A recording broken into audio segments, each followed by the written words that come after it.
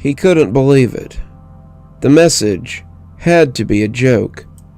It had arrived this morning, and Hermes had not brought it. It had been in his pillow, and he had nearly laid on it when he came back from a shower. His hair was still damp. The towel they gave him was no better than a washcloth, and it would have probably ruined the note if he had laid on it.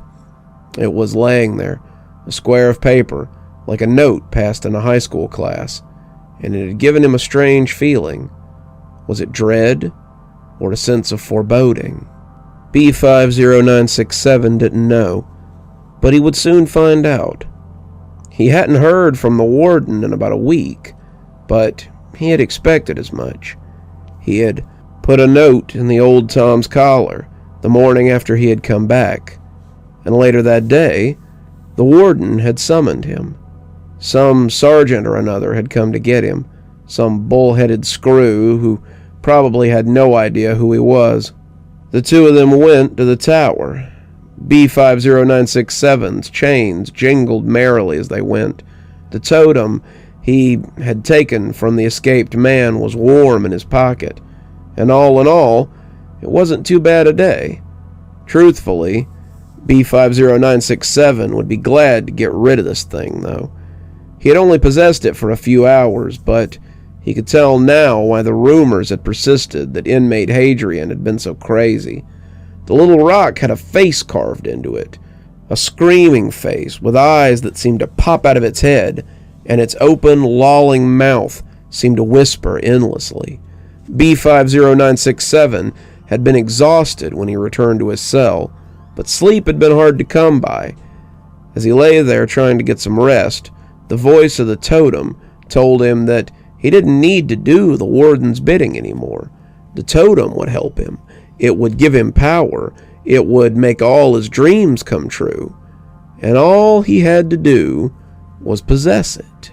If it helped him, then he would be the power around here, not the warden. On and on and on and on. But B50967 would not be swayed from his course. He had come this far, and he would hold faith with the warden. The man would do right by him. He had to believe that. What other choice did he have, after all?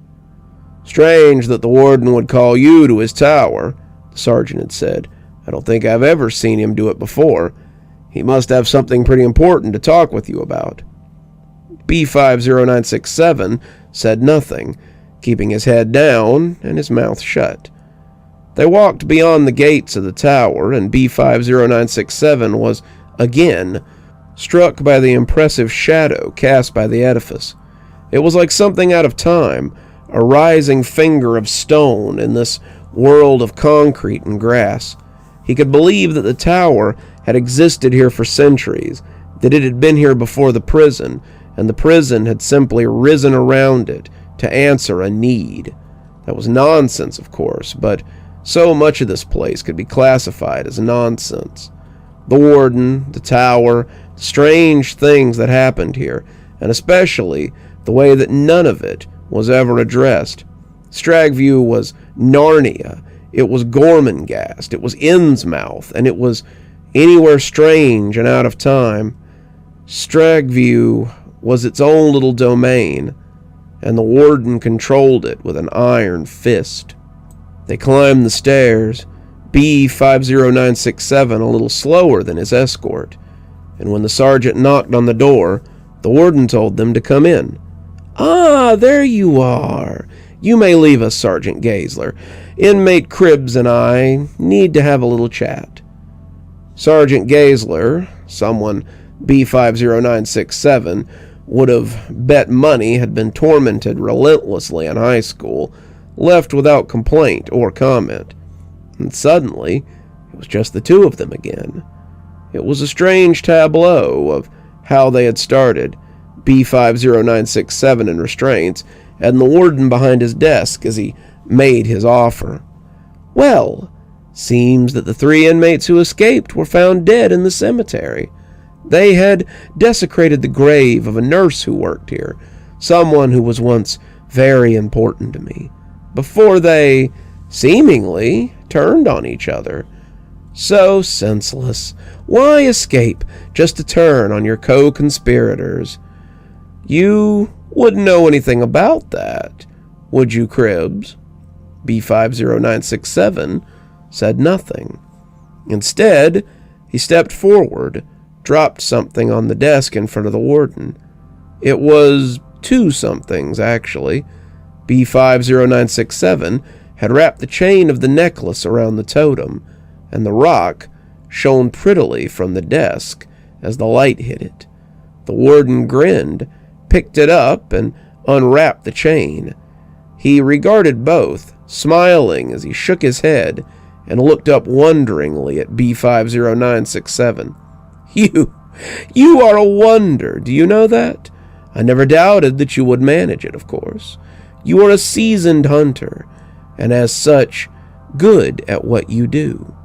You have far exceeded every expectation I had, and have regained that which was stolen from me. I could not have asked for more, but if I had, you would have likely delivered on that too. B50967 didn't know what to do with such praise. No one had ever given him such admonishment, except for maybe his old football coach in high school. Coach Russell had high expectations for him, but the pool for running backs is large and deep. He'd been a superstar at Kashmir High, but as he tried out for college teams, he proved to be one more fish in a pond that was larger than he could have guessed.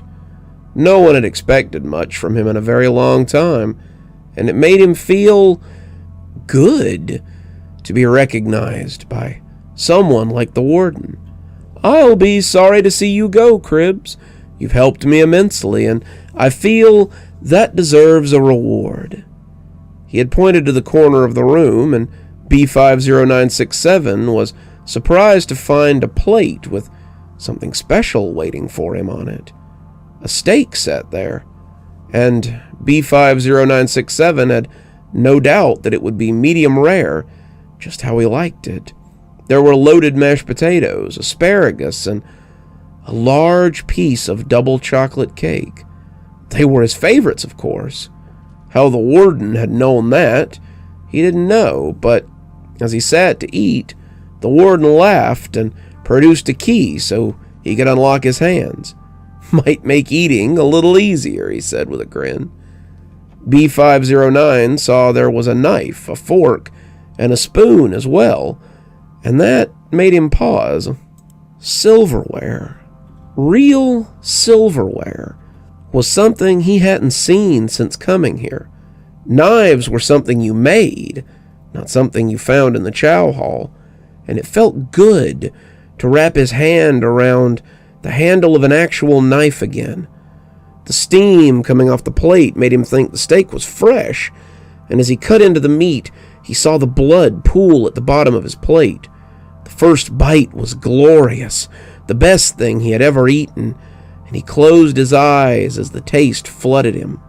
When was the last time he had eaten a real steak, eaten real meat of any kind?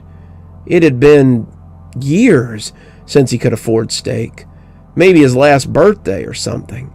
B50967 didn't know, but as he ate, he felt whole again. This was how it should be.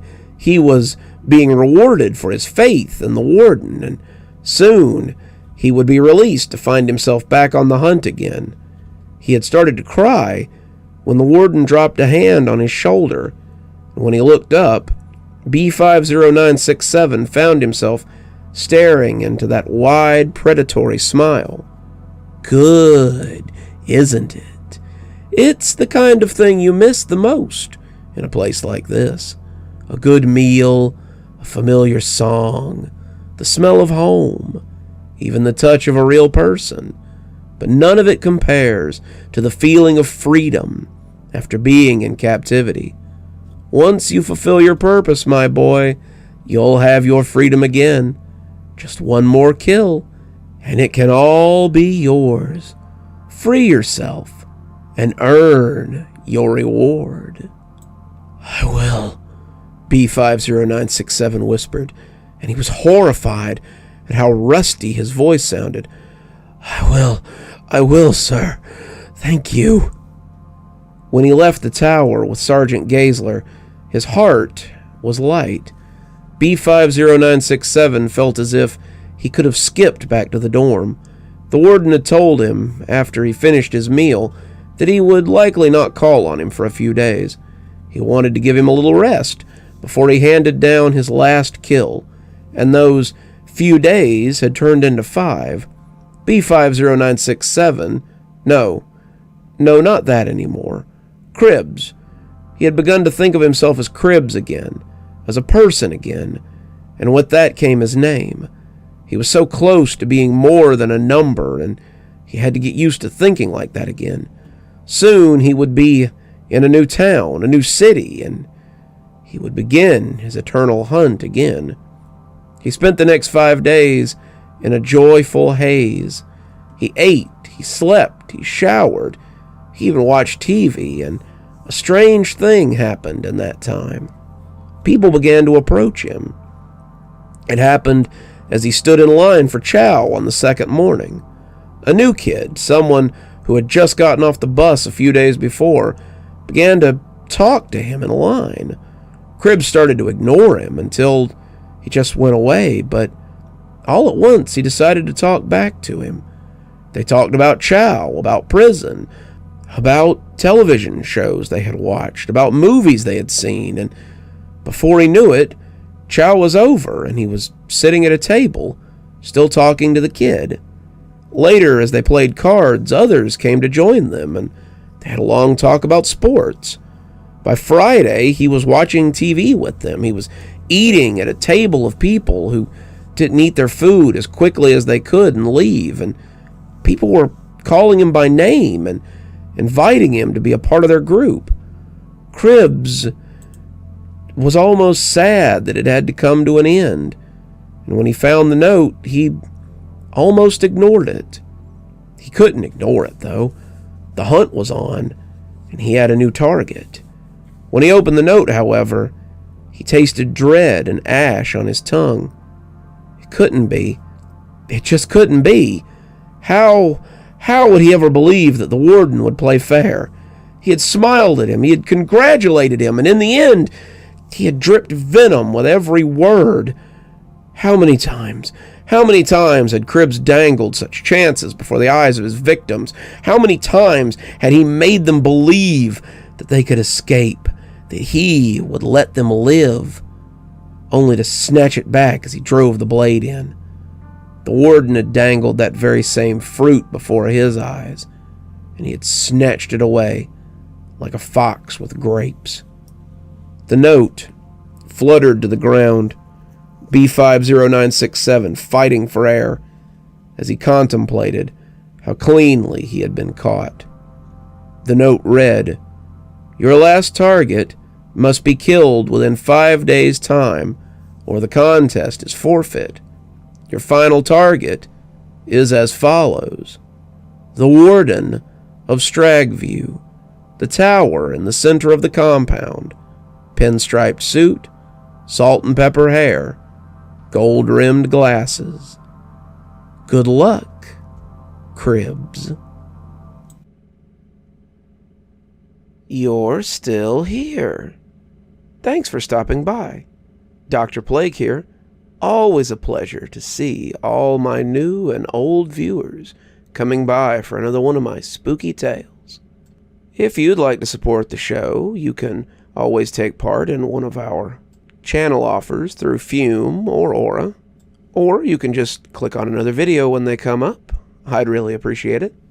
For our newer viewers, we also have lots of playlists and other things if you'd like to get caught up. I know some of my series have been going on for quite a while.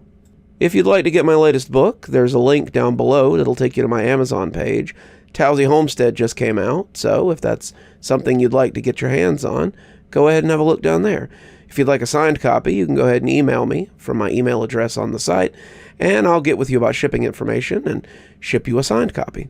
If you'd like to support the channel in a more monetary fashion, we also have membership through YouTube, and we've got a Patreon that you can get the information for in the description. We have lots of tiers and everything to suit your needs. Patrons that support on the $10 tier, that's our Ghostly Reader tier, get a book anytime I write one, signed and on their doorstep. As you may have noticed, there's a list of patrons and members on the screen, and I'd like to personally thank every one of them for taking a hand in the future of this channel.